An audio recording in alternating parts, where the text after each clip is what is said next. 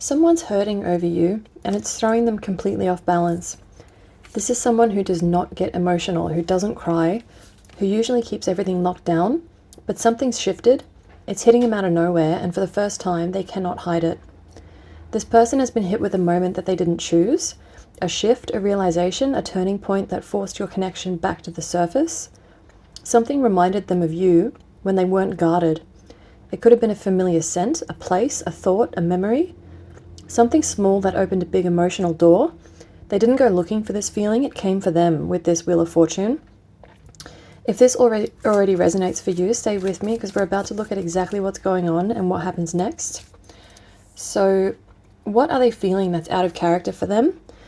Emotionally, they've been blocking everything out until they couldn't anymore. The Two of Swords is them trying to stay numb, stay neutral, stay in control, but death is the emotional collapse behind it, the part of them that's breaking open. This is someone who normally avoids vulnerability, but right now, they're sitting in a quiet kind of grief. They never expected to feel this.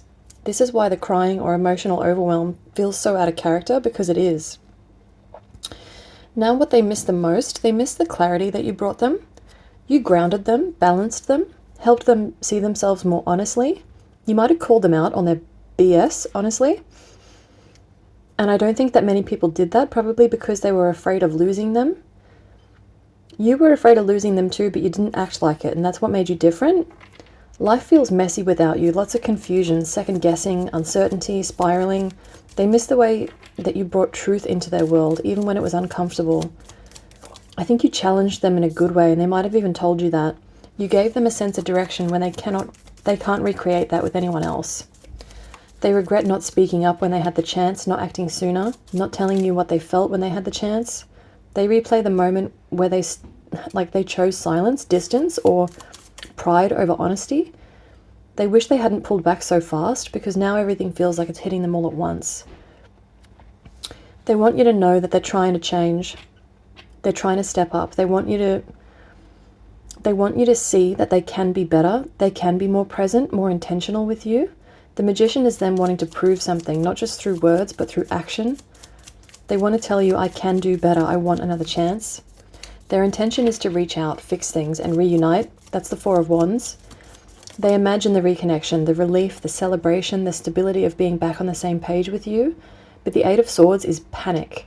It's a mental spiral, the fear of messing everything up again. They want movement, but they feel trapped by their own fears still. They're torn between, I need to tell you everything, and I'm scared you won't want me anymore. What they're actually going to do, though, with the Knight of Swords, they're probably going to act impulsively. They're going to break the silence suddenly. They're going to come in fast, maybe not perfectly, but honestly. This card is communication that bursts through anxiety. A message, a call, something direct. This is them deciding they can't sit still in their feelings anymore.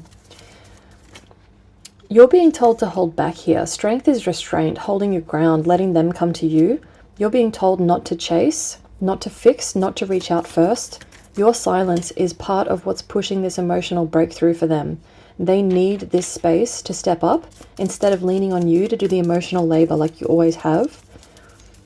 This connection is entering a slow, thoughtful rebuilding phase with the Seven of Pentacles.